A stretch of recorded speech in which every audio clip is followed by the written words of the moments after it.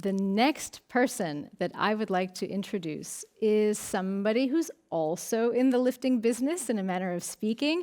He's a guy who's obsessed with airtime, just like we are at PALFINGER. He also embodies the spirit of challenge accepted. He is the inventor of the JetPack.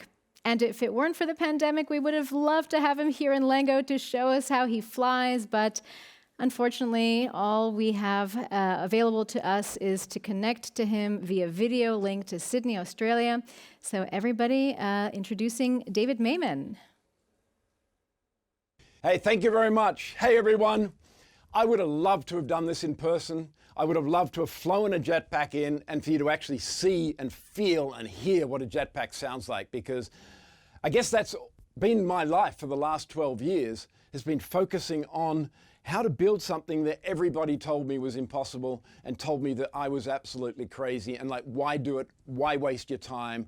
You know, you're throwing away money, you're not with your family.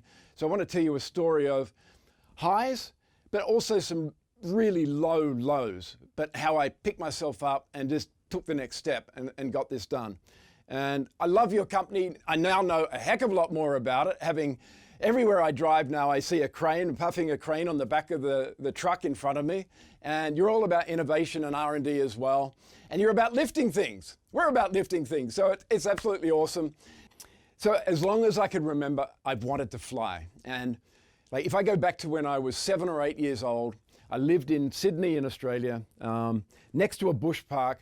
I took a beach umbrella to like a 7 or 8 meter cliff at the back of our house. I jumped off with the beach umbrella thinking, you know, I'm just gonna glide to the ground gently. And I went, toof, broken ankle, but I just, you know, I felt great. Wow, I had a second in the air of gliding. And then, you know, from there, I never lost the bug. I learnt to fly a hang glider, I think when I was 14. I tried to build a helicopter when I was about 12 years old with a lawnmower and fence palings from you know, wooden fence paling from a fence. It was my dad's lawnmower.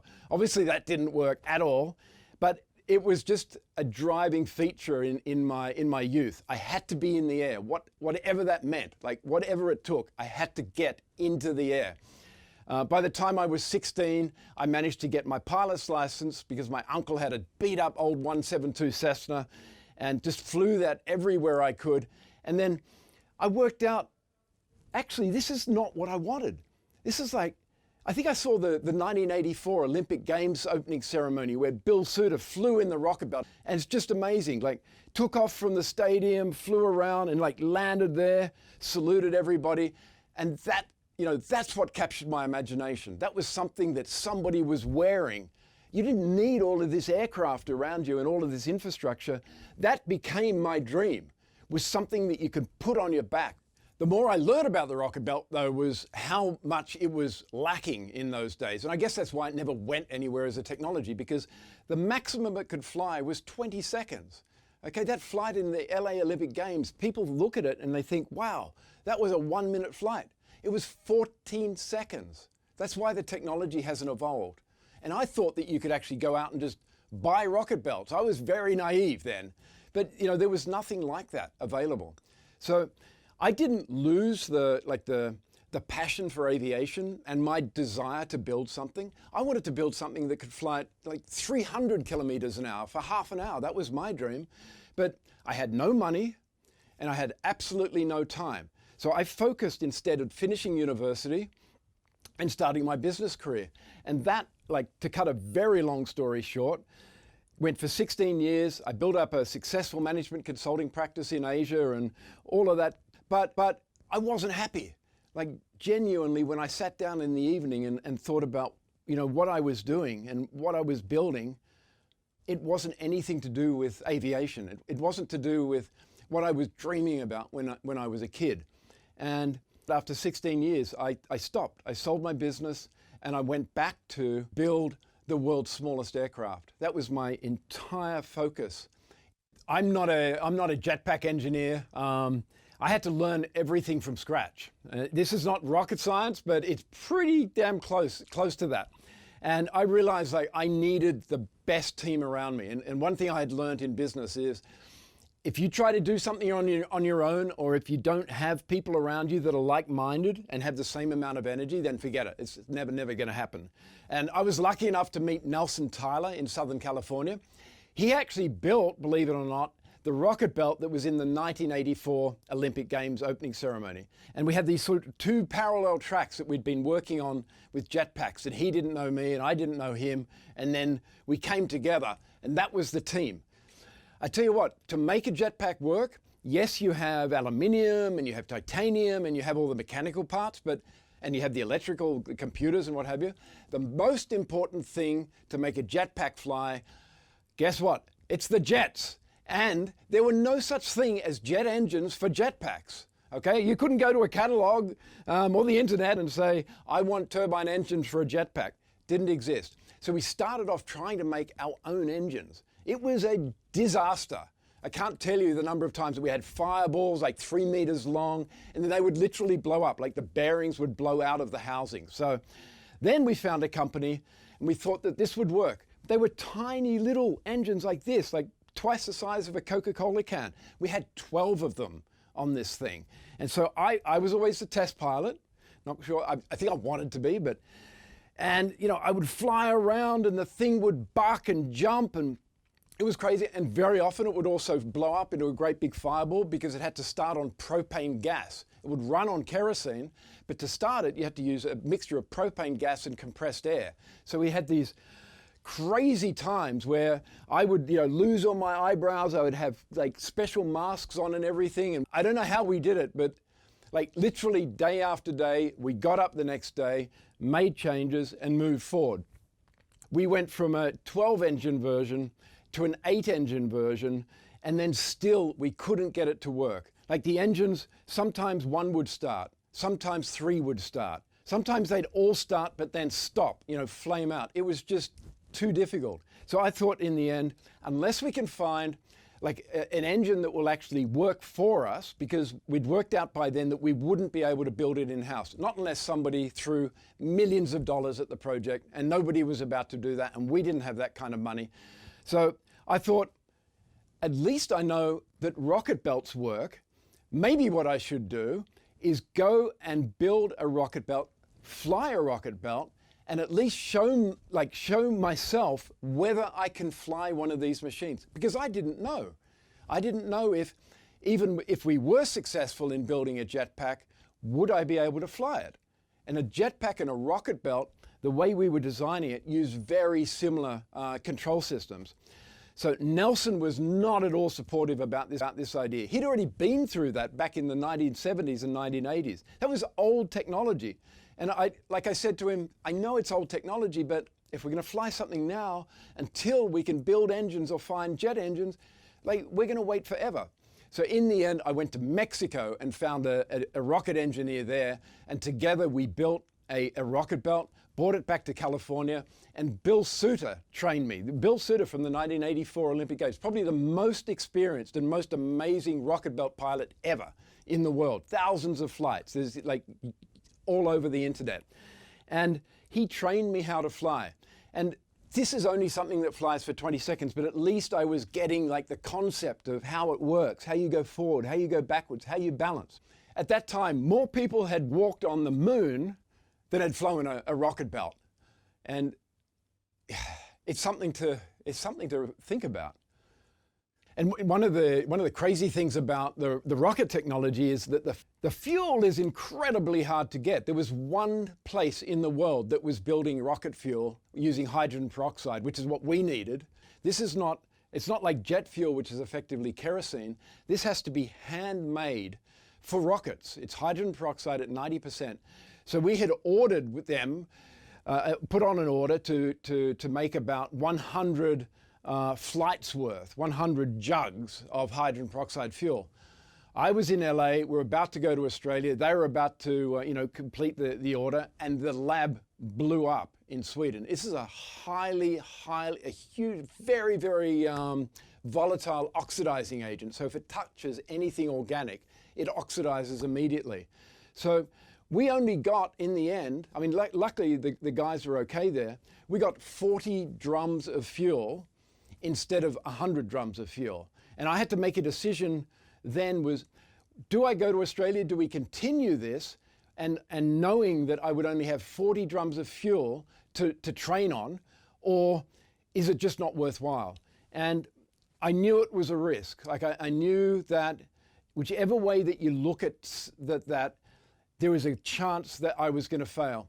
Bill Suter told me, I called Bill Suter and he said, nobody had ever flown off the safety tether line in less than 70 flights. And I had 40 flights worth of fuel. And so we had very, very small supply of rocket fuel. I trained on a little farm near Sydney, and unfortunately, like on probably the third last flight before I was ready to do this flight over Sydney Harbour, I crashed and I ended up in hospital with 3rd-degree burns to most of my leg. And they said, don't do the Sydney Harbour flight. Like if you accidentally do go in the water, then you are going to hospital. In the worst case scenario, if you get an infection in that leg, you could lose that leg. Because in one section, it was just about down to the bone. Like it was right through the muscle. Superheated steam at 800 degrees just cuts through anything. I made the decision in the end, it was a balanced call to keep going. I felt that, you know, in life you have to take certain risks, you try and analyze those risks, and I made the last 2 test flights. I literally went from the hospital back to the training farm. I did the last 2 test flights at the training farm, had some semblance of control, but not really. And the next day, I actually made the flight over Sydney Harbour. The paramedics said, what the heck is this? I kind of just flubbed it away and said, no, it's fine, you know, it's a thing. And I made the flight, and unfortunately, I didn't have the skills that I needed because I didn't have the fuel, I didn't have the training, and I did go into the harbour. And then I was taken straight to the hospital, and I spent nearly a week in hospital getting skin grafts from one side of my leg to the outside of my leg. And I was just very, very lucky that I didn't get an infection as they thought may have been possible. But, you know, Bill was absolutely right in the end. And it was a very public failure in my hometown to crash, you know, into the harbour that day. And having my wife and kids in Europe, and really at that point, frankly, not being 100% behind the project, and then to know that I was being rushed to hospital. It was a low point in my life, a low point in this project. I had put myself at great risk, and I should have known, like I should have thought about that more. And you know, the injuries that I sustained potentially could have been life-threatening. And at that point, I really sat down and reflected on what I was doing with this project, and had it become at that point too much of an obsession. Had logic now gone out of the equation, and had I just become too focused on something, you know, sort of selfishly. And as obsessive as you need to be to create something new, had I gone over the line, for me and for my family, I walked away from rocket belts forever. I said, I won't do that again. And in fact, at that point, I walked away from the JetPack project completely. There were no engines available. I thought the responsible thing is to go back into business, build up another business that will keep my family secure. And that was going to become my life at that point. And then I think it was nearly a year later after I'd started a company in Australia, and then I got a call out of the blue from one of the engine manufacturers, and I'd sort of put all of my thoughts about rockets and jets on hold. And Benny called me and he said, I'm working on this engine. And I went, damn, Benny. He's like, He's going, yeah, I'm working on an 80 kilo thrust engine. And that was just like the perfect engine. The engine that I had always dreamed about was an 80 kilo thrust engine, because then I knew that we could just use 2 engines instead of 4 or 8 or 12 when we started. And I thought, man, what do I do now? Like, gosh. So I had a long sit down with my wife and with Sashi, and I said, like, what do you think? And like, one of the things I had to think about is, how much more am I willing to do of this?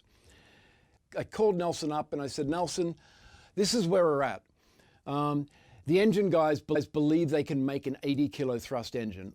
He just said, come here now, it's back on, workshop's open, all the engineers will be here, off we go. So long story short, I took the plunge, went to LA, we waited for the engines to be tested by the manufacturers. They shipped the first engines, and we were like kids at Christmas when the courier arrived, and we unboxed this thing, put it straight on the test stand, because that was the one thing, the whole project, you know, like over the whole 10 years, that had failed us. We knew that for the first time, we had in our hands the engines that could make us fly. And I mean, it took in the end over a year. So I traveled back as much as I could, back and forwards to the family. And then eventually, I think it was in May 2014 that we finished. And I strapped it on for the very first time in our little test area. What was a little bit odd in that first JB9, so I call it JB9A, was that to steer left or right, you move the arms up and down like this. Now that was completely different to the way that the rocket belt worked. The problem was, to make it mechanically simple, it was a direct linkage. So when you went like this, the JetPack went like that.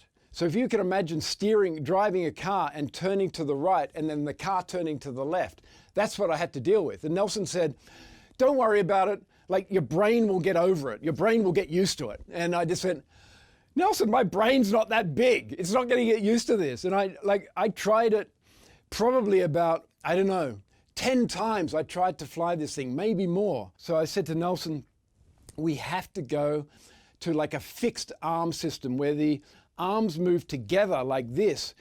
Took a bit of convincing. And in fact, I strapped Nelson on in the machine, and then very quickly after that, he said, no, actually, you're right. Your head's never going to get around turning right and going left. And I said, good. It took us about 6 months to fix the arms in space, because it's actually quite a big redesign. And then by that time, it was towards the end of 2014.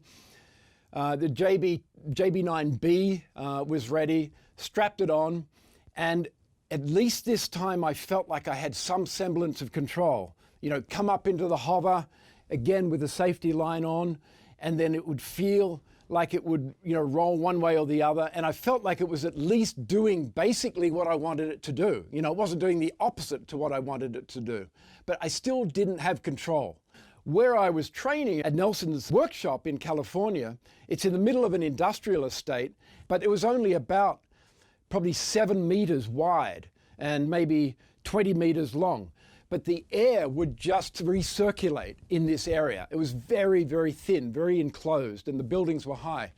And I said to Nelson, I'm sure I'm getting turbulence. Like every time I try to lift off and start flying, I'm getting like this knocking around effect. And you know, it's not possible that I'm having this much trouble. You know, it's not just the JetPack.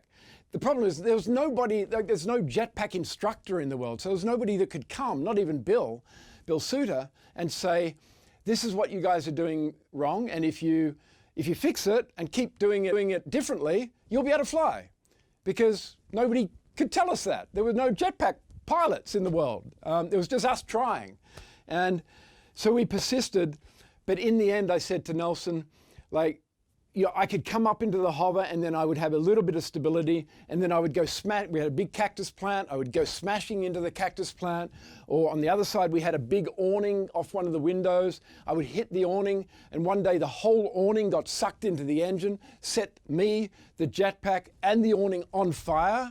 And, you know, one of our guys had the fire extinguisher, and he was running up to me while still reading the instructions, going, like this. And I'm saying, just pull the pin out, like put the whole fire out now, please. And he like this. And so we had so many incidents. We were doing this sometimes at 4 o'clock in the morning. We would go all day and then start again the next day, to the point where I had to say, maybe this is not going to work. Like, maybe it's just not possible to fly this machine. Every single day was a failure at that point of time, day after day. And so I got to the point where I thought, the only way, and this is after a number of months, I said, the last shot we have at this is to go and test somewhere in the big outdoors. I found eventually an amazing 10-acre avocado ranch. So I spent a month setting up like 2 big poles and a wire and a concrete pad so that we could keep it clean and not too much dust and debris down the bottom. And then the day came to try for the very first time putting the JetPack on in the great outdoors. There was nothing, there was literally no excuse. If I didn't feel like it had some kind of control at this point, then it was pretty much finish the project, shut everything down, sell what we could, go back to a normal life. Strapped it on, started up the engines. I came up into the hover like I had hundreds of times before, but this time I didn't lose control. Like, literally, I just kept going up. And I just hovered. And I flew backwards and I flew forwards, and it was like everything had come together in one flight. But in fact, it had been all of the hundreds of flights I'd done, probably even the rocket belt flights that I'd done, that had led to that day and the training that I had to be able to do that. And everybody went crazy. They were just going, we've done it. We've actually built a jetpack that flies. Now, we're still on a cable, but we have built something that, if we take the cable away, we think will fly. So the next step was, well, cutting the cable. And this was a huge undertaking for us, because every day I was asking guys to come out there and help, and we weren't able to pay everybody. And, I was trying to keep the motivation going and keep the team going. And I thought, well, look, we have to have a goal here. I had to say, where is this going? And so I painted two pictures. And one of the things I learned in my business, we've got to have a vision. Where are we going with this? And I said, guys, if I feel like tomorrow that we could cut the cable and I wouldn't have crashed in any of these things, we are going to go and fly around the Statue of Liberty in New York. That's where we're going to show this to the public. What do you think? So Nelson went, public, very public option of where to fly the first off-tether flight. Don't you want to do it somewhere a little bit quieter first? And of course, we had a practice area set up before the Statue of Liberty flight, but the team just loved the idea of finally coming out to the public and saying, look what we've done. So the Statue of Liberty flight became this goal for everybody. Nobody knew what would happen the first time we cut that line, and the first time that I took off without the tether, because it does give you this stabilizing force. We knew that. We absolutely knew that. But none of our engineers, nobody could say, it'll be fine, David. It's going to be exactly like flying on the tether, off the tether. It doesn't matter. It's all the same. So it was and if this fails, we're going to wreck the machine. I'm probably going to wreck me. And basically, it's finished. We don't have the money to go back, buy new engines, build new. So this is really all of what we've done coming together on one day. I remember it was dawn. We started very early, and we'd prepared everything. And I got out there on the takeoff area and started the engines like I'd had hundreds of times before. And then I just said goodbye to everybody and slowly came up on the power, just slowly increased the throttle. My feet took off from the ground, and I remember looking down and seeing the ground disappearing, but everything was in control. And I got high enough, and then I just pitched forward and went out over the lake, and everything was in control. Everything was actually easier than when I was on the tether line. And suddenly I realized The tether line is what has actually made it more difficult because it pulls me one way or the other. Now I can actually fly around where I want to. If I want to go over there, I just fly over there. I'm not going to get like pulled around by anything. From the very first flight off the tether, I had complete control. The thing flew perfectly. If I wanted to stop, I could stop. If I wanted to charge forwards towards the trees at the end of the lake, I could do that. And then I could stop and turn and twist. Like it was literally had become part of my body. And I flew around and around this lake with a smile on my face going, I can fly, I'm Superman. It's just like, this is everything that we've been like living for and working for and all of the explosions and hospital and everything. This is what I've been doing this for. And everybody on the ground, they just thought, I don't think anybody could believe it. Nelson couldn't believe it. He was pretty damn sure I was going to go in the water. Guys, are we all in? We're heading for New York. And that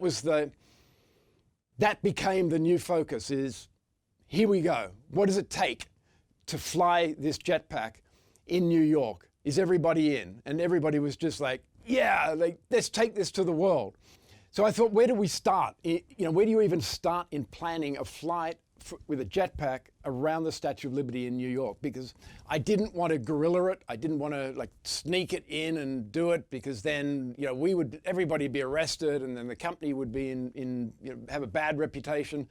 So I thought, the FAA managers, they're the aviation authority in America, they manage anything to do with flying. And I called them up. I found their number. I called them up in Teterboro near New York, and I said, I'm David Mayman, JetPack Aviation. I'm a commercial pilot of fixed wing and helicopters and jetpacks, and I'd love to fly a jetpack around the Statue of Liberty. And the guy said, you'd like to do what, Mr. Mayman? I said, I'd like to fly a jetpack around the Statue of Liberty. Is that something that we could even talk about? They came out to the avocado ranch. They watched us fly. With the tether line, they accepted the fact that we had good control. They looked at all of our technical data. And in the end, they said, we're good to go. Like, if you can get approval from everybody else, we, the FAA, will give you approval to fly, okay? And I said, okay, everybody else, like, who else should we be talking to? I ended up with a list of like at least 12 or 15 other departments that we had to deal with. I mean, this became harder than building a jetpack. But in the back of my mind, I thought, what a goal. And then it was quite funny, actually. I remember that when we were dealing with the Liberty Island National Park guys, they have a 24-hour-a-day SWAT team, an anti-terrorist team on that island, because it's seen, obviously, as a terrorist target. It's the Statue of Liberty. If somebody wanted to make a statement, then possibly they could look at attacking the Statue of Liberty. And they said, recognize that the approval we're giving to you is bordered by 150 yards, which is like 150 meters from the edge of the island. And they said there's a series of buoys, yellow buoys in the water. You must not come on the inside of those buoys, big buoys. And they said, if you do, regardless of what approvals we've given you now, you will be shot down by the anti-terrorist squad because they will shoot down anything in the air that encroaches that space. Doesn't matter whether it's a helicopter, an aeroplane, a hang glider, or a jetpack. Duly noted, do not go past the buoys. And I hadn't flown a jetpack off the tether since the flight in Sacramento. So, that was 6 months ago. So there was a lot of stuff going on in my mind. There were a lot of doubts. And then the time came, it was the allotted time that the FAA had given us for no helicopter traffic. We had one of their operators on the radio to Teterboro and to JFK to let them know what we were doing. And then I strapped into the jetpack, and I still remember, making sure that everything was tight, doing the final checks on the displays. And then I just looked at Nelson and we sort of grabbed hands, and I said, Nelson, this is it. This is everything we've worked for after all that time. And it was, just looking at him, it was incredible. Like, that was his, that was like 50 years of his life, and looking at Bill and thinking about my family, it was amazing. And then just starting the engines, doing what I'd done so many times before, but now with thousands of people watching, and watching the deck of the boat disappear, launching off the edge of the boat, turning around and just thinking, my heart was just going boom, boom, boom, boom. And of course, then the first thing I was looking for is the buoys. Like, where are those buoys? Because I know if I go past them, I get shot down. Oh, there are the buoys. Stop short of that. And then I just zipped and zapped and back and forwards around the statue, climbing, descending, turning. I came around one of the corners and the red flashing light, fuel light came on, which was awesome because I hadn't been watching the fuel gauge. Came zipping back into the boat, landed really, really quickly. I think I had about like this much fuel left, and it was just shut down the engines. And it was like, whew, whew. I looked around at everybody on the boat and they were just, it worked. Everything has been worthwhile. We'd done something that nobody else had ever done, and everybody said we were mad and that it would never happen, and we had done it. And that led, very quickly we were doing work with the US Navy. They wanted to create a system for their soldiers to escape from a dangerous situation. So things began to accelerate very, very quickly after that. And I found it's kind of like that way in business as well. You do so much work, and at some stages, like nothing's happening. Nothing's appreciated, nothing's happening, and then boom, everything starts happening at once. And it's like, oh, people say, oh, you're so lucky, or, it's just amazing how lucky you are and how easy that was. Well, no, you haven't seen what I've been doing in the background for like 10 years. Don't tell me I'm lucky. I just happen to believe in myself and what I was doing, and I worked really hard to make that happen. And I found that, for a project like this, I personally hate change. It's weird to say that, but I like to have a course. And when something changes, whether it's in my family or whether it's in business, I hate that happening. And what I found is that it's like the old adage, you have to eat that elephant one bite at a time. There's this massive thing that you've got to do, which is completely overwhelming. Every part of this project to me, every day, was genuinely overwhelming. And all I could do was wake up in the morning and take another bite out of that huge, overwhelming elephant. And slowly, bite by bite, I ate that whole elephant and got to the end result. And it was only by blind perseverance that I did that, and not listening to the people that said, you can't do it, you can't do it. And I know you guys are all going to be in the same situation. We all are at some stage. And I wish you the very best of luck. And you don't need it. You got everything that you need just in yourselves, just doing what you know how best to do. And you're an awesome company. Everything I've learned about what you guys do is amazing. And I just want to thank you very much for being part of this. And I hope you enjoyed the story. It's been an incredible ride for me. And, if you ever want to come fly a jetpack, then you can do that in Southern California. Let us know. And just really happy to be here. And I think we've got questions, actually. Yeah, we've got some questions that people want to ask. So they're going to come up now. Let me see. What have we got? Okay. I hope I can answer all these. So what kept me motivated in times of failure? Well, I can tell you there were a lot of failures. So I think, like I was just saying, it's just having a goal and believing that no matter what anybody else says, if you take it step by step, if you chunk things down and eat that elephant one bite at a time, you will get there. And tracking that progress, that you will get there, never losing that vision. Easy to say, sometimes really hard to do. The next question is, how high or far can I fly with a jetpack? Well, technically I could fly up to about 5,000 meters, but I get really scared after about 100 meters. So I haven't flown any higher than about 100 meters. And as far as distance, with the current jetpack, we could fly for about 10 kilometers or 12 kilometers. With the new speeder aircraft, we could probably fly for 200 kilometers at over 500 kilometers per hour. And you don't even need training to fly that. Okay, what is the vision for the jetpack in the future? Will everybody be able to fly it? So I guess that's the same point about the speeder. The jetpack and the speeder are going to sort of become one aircraft. It becomes something that you can sit on like a motorcycle and it's completely stabilized. So it's actually like way easier to fly. We'll still have the JetPack for people that want to learn how to fly it, but it will take more skill and more lessons to learn to fly the JetPack. But the Speeder is designed purely for saving lives, for getting medics into position faster than is possible now because road transport is so difficult and helicopters are too expensive, or taking injured people to hospital. That's what the Speeder is all about. Next question is, why don't we use electric propulsion? And that is a really, really good question. We don't use electric propulsion or electric motors because the amount of energy that you can store in batteries to provide the power for those, the electric propulsion, is just too low. So the aircraft would become huge. It would become like a massive drone, probably 7 meters in diameter, too big. We're all about small. We want to fit on your dining room table or backpack. So one day in the future, we will use electric propulsion, but it could be 5 years down the track before battery technology improves. Have I ever operated a crane?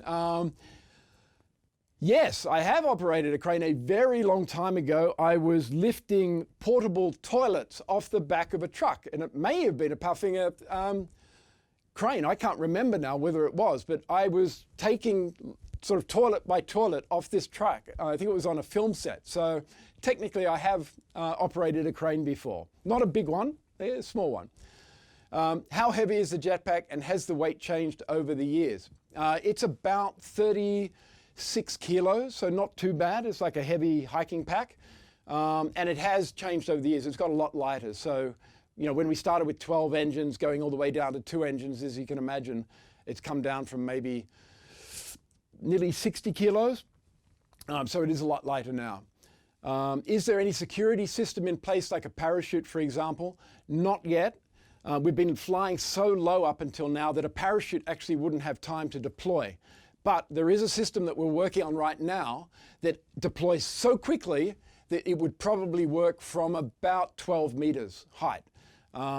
Hopefully in February next year, February 2021, we'll be testing that. And it's actually one of my main interest points because in the end, we want to be able to fly at 1,000 meters or whatever and have a failure of any type and be able to float down. Is your suit fireproof? What kind of material is the suit made out of? Also a really good question. The suit we fly with is at the moment a very light but very strong car racing type suit. So it's made out of Nomex, which is like an aramid fiber. And so it's flame proof and heat proof. So I think that's the last question. Is that the last question we have? Yeah, okay. Again, everyone, thank you so much. I hope the event is amazing for you over the next couple of days and everything works really, really well. And again, thank you for having us. Anytime you want to come fly a JetPack, come visit us in California. You would be very, very welcome. See you later.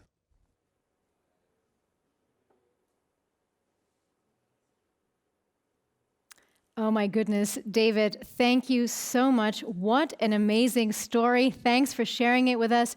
And yeah, maybe if I'm brave enough, I'll visit you one day and try to fly a JetPack as well. I don't know, I have to think about that. But anyway, along with this inspirational keynote from David Mayman, this morning, we've also heard about how PALFINGER's products and solutions take our clients' work to the next level, making it faster, more efficient, and safer.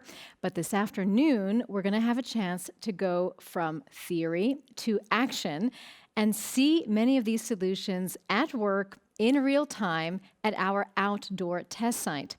We're now going to have a break until 2 p.m., which is when we'll be back streaming live from the PALFINGER World Outdoor Test Site. It's a huge area, much bigger than we'd ever have at a trade fair, so we can really show you just what PALFINGER solutions can do.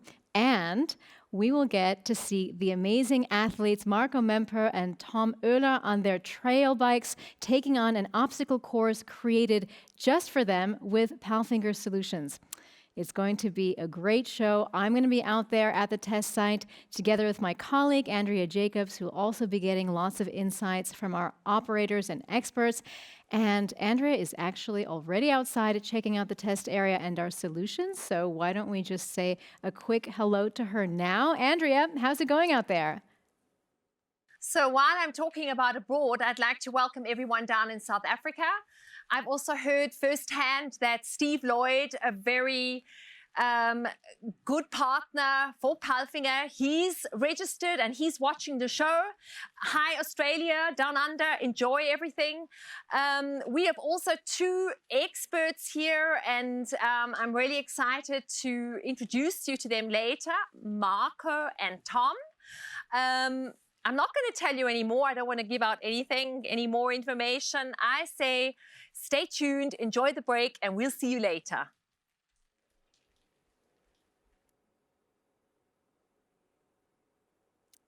Thanks a lot, Andrea. I'm looking forward to seeing you in just a little bit. It's going to be a great show, so I hope you join us then.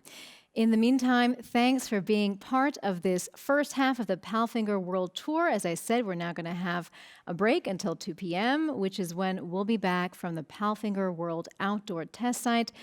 In the meantime, we invite you to explore our online platform with lots of options for networking and online discussions. So thanks, everybody, for watching, and see you again very soon.